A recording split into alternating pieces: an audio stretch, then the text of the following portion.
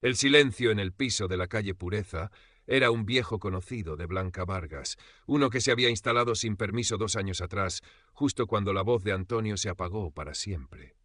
A sus 72 años, Blanca lo sobrellevaba con la dignidad aprendida de una vida entera en Triana, donde las penas, como los geranios en los patios, se cuidaban en la intimidad del hogar.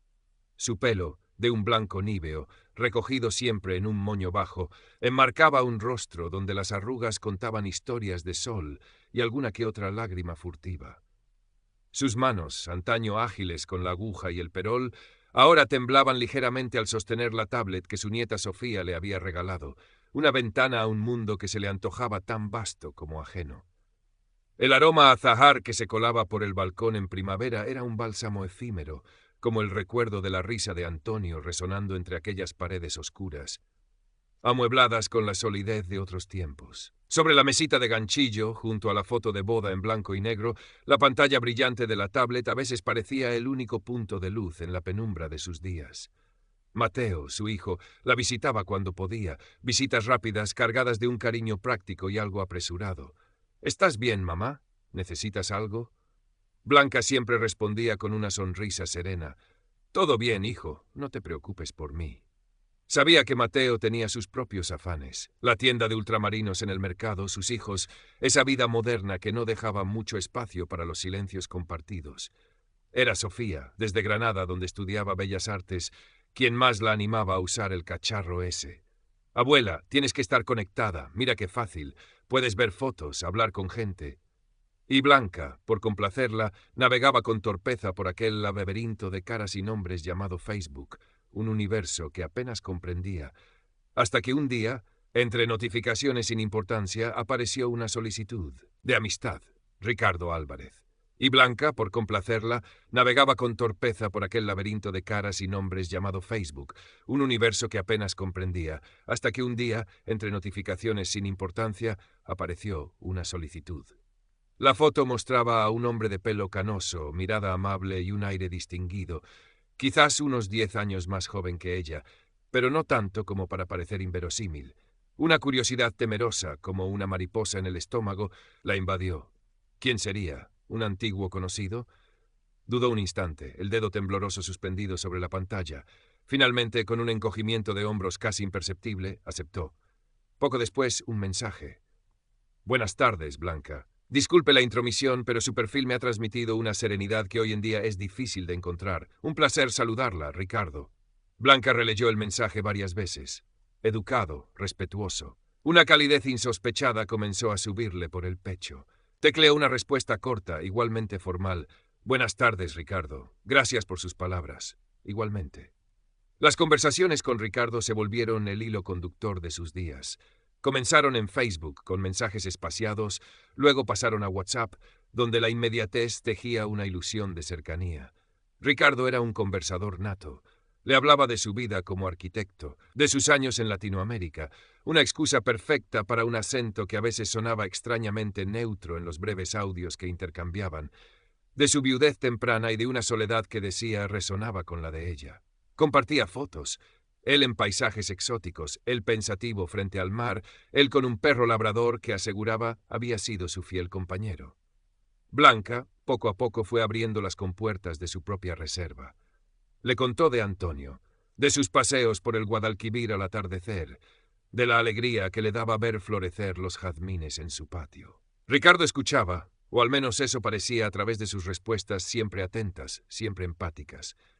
Entiendo también ese vacío, mi querida Blanca, escribía, pero el destino a veces nos guarda sorpresas inesperadas. Blanca se aferró a esas palabras como a un salvavidas. La pantalla del móvil se convirtió en su confidente, en la promesa de un futuro menos gris. Esperaba sus mensajes con una ansiedad adolescente que casi había olvidado. Él, hábilmente, evitaba las videollamadas. Primero fue una mala conexión a Internet en el remoto lugar donde supuestamente supervisaba una obra, luego una cámara rota, más tarde un viaje imprevisto. Blanca, aunque una pequeña duda aleteaba a veces en su interior, prefería creer. Las palabras de Ricardo eran tan dulces, tan llenas de promesas. Pronto estaré en Sevilla, mi reina. Quiero conocer esa ciudad que tanto amas, de tu mano. Hablaba de comprar una casita cerca del río, de tardes de flamenco y vino dulce. Blanca se sentía revivir, como una planta mustia que de pronto recibe agua fresca. La primera petición de dinero llegó envuelta en una historia de urgencia y desamparo. Ricardo le contó, con voz compungida en un audio, que había sufrido un pequeño accidente en una obra y necesitaba cubrir unos gastos médicos inesperados. Eran solo 300 euros, una minucia para él, pero su banco en el extranjero le ponía trabas para una transferencia inmediata. ¿Podrías ayudarme, Blanca mía? Te lo devolveré en cuanto llegue a España. Te lo juro por lo más sagrado. Blanca sintió un vuelco en el corazón. 300 euros no eran poco para su pensión, pero la angustia en la voz de Ricardo, la idea de que estuviera sufriendo solo, tan lejos. Claro que sí, Ricardo, no te preocupes.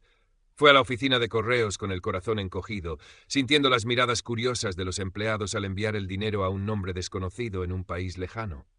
Un escalofrío de secretismo la recorrió. No le diría nada a Mateo. Él no lo entendería. A esa primera vez siguieron otras. 800 euros para una reparación urgente en su supuesta casa de campo, 1.500 para desbloquear unos fondos retenidos por burocracia absurda. Cada petición venía acompañada de juramentos de amor eterno y promesas de una pronta recompensa.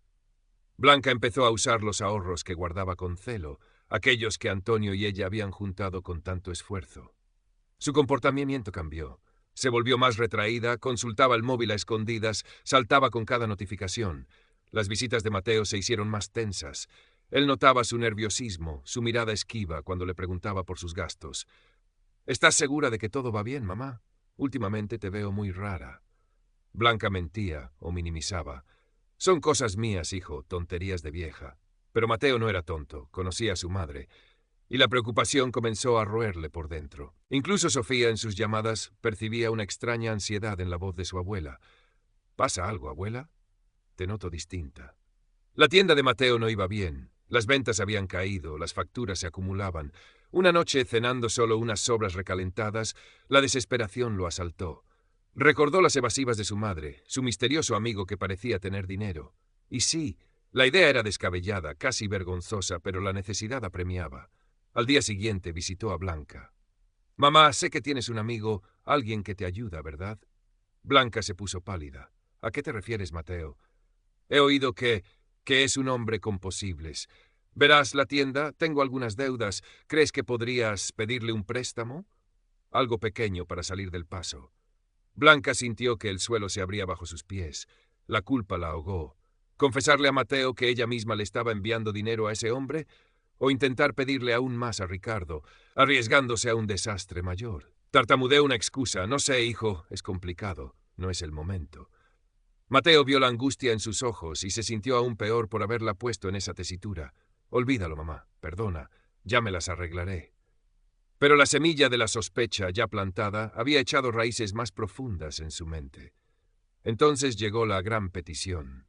Ricardo la llamó, esta vez con una voz que sonaba extrañamente metálica, casi distorsionada. Le habló del último escollo antes de poder, por fin, reunirse con ella en Sevilla. Un impuesto inesperado, una fianza que debía depositar para liberar su patrimonio y poder trasladarlo a España. Necesitaba 5.000 euros. «Es lo único que nos separa de nuestra felicidad, Blanca mía», susurró con una intensidad que helaba la sangre. «Nuestro futuro depende de esto. Si me quieres, si confías en mí, ayúdame. Será la última vez, te lo prometo». 5.000 euros. La cifra resonó en la cabeza de Blanca como un martillazo. Era casi todo lo que le quedaba, aparte de las joyas de su madre, aquellas que Antonio le había pedido que guardara para una emergencia de verdad. La angustia la atenazó. Miró la foto de Antonio sobre la cómoda, sus ojos parecían interrogarla desde el pasado. ¿Qué haría él? Por primera vez, una duda real, fría y cortante, se abrió paso entre la niebla de la ilusión. ¿Y si Ricardo no era quien decía ser? Pero desechar esa idea era como arrancarse un trozo del alma.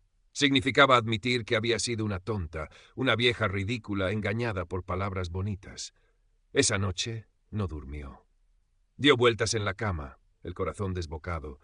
A la mañana siguiente, con ojeras profundas y una decisión temblorosa, sacó el pequeño cofre de madera donde guardaba las joyas, el broche de perlas de su madre, los pendientes de oro que Antonio le regaló en su 20º aniversario. Las lágrimas rodaron por sus mejillas. Estaba a punto de llamar a la joyería del barrio cuando sonó el timbre. Era Mateo. Su rostro estaba serio, preocupado. «Mamá, tenemos que hablar». La había visto salir de la oficina de correos el día anterior con un sobre en la mano y una expresión de nerviosismo que no le gustó nada.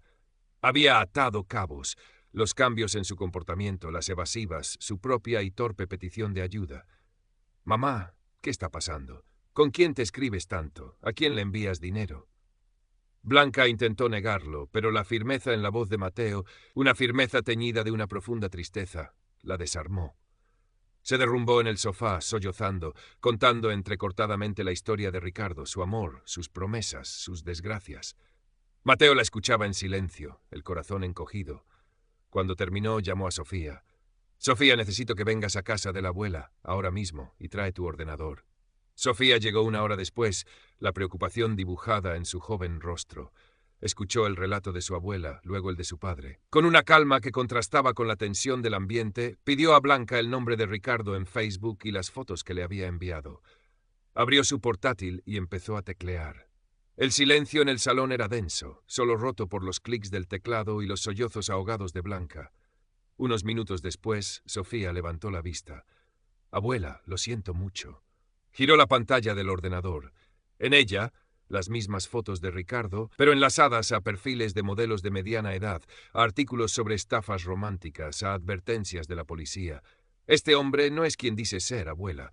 Esas fotos son robadas. Es un estafador». Blanca miró la pantalla, los ojos nublados por las lágrimas. Al principio la negación. «No puede ser. Él me quiere. Me lo ha dicho tantas veces». Pero la evidencia era abrumadora. Las mismas poses, los mismos paisajes, pero con otros nombres, otras historias. El mundo de Blanca se vino abajo con la misma fragilidad que un castillo de naipes. El hombre al que había amado, en el que había confiado ciegamente, al que le había entregado sus ahorros y sus esperanzas, no existía. Era una sombra, un engaño cruel tejido con mentiras y fotos robadas. El shock la dejó sin aliento, un dolor agudo, más profundo que la pérdida del dinero, le desgarró el pecho. El dolor de la traición, de la humillación, de la soledad magnificada. Las lágrimas brotaron incontenibles, un torrente de desolación y vergüenza. Mateo la abrazó fuerte, sintiendo los temblores de su cuerpo menudo. Sofía, con una delicadeza impropia de sus 20 años, le cogió la mano. «No es culpa tuya, abuela. Esa gente es muy lista, saben cómo engañar». Con ayuda de su nieta, entre sollozos, Blanca bloqueó el número de Ricardo, eliminó su perfil de Facebook. Cada clic era como cerrar una puerta a un sueño que se había convertido en pesadilla. La pérdida económica era considerable, casi todos sus ahorros se habían esfumado, pero lo que más le dolía era la herida en el alma, la sensación de haber sido profanada en lo más íntimo. Los días siguientes fueron un borrón de tristeza y apatía. Apenas comía, apenas hablaba. La vergüenza inicial dio paso a un dolor compartido. Mateo y Sofía la rodearon de un cariño paciente, sin reproches. Hablaron mucho, o más bien la escucharon. Blanca fue desgranando sus miedos, sus ilusiones rotas, la rabia impotente que sentía. Poco a poco, la dura lección fue calando. El trauma persistiría, lo sabía, como una cicatriz invisible, pero ya no estaba sola en su dolor. Había recuperado a un alto precio la conexión real con los suyos. Una tarde, varias semanas después, el sol de otoño entraba tímido por el balcón. Blanca estaba sentada en su sillón, la mirada perdida en la foto de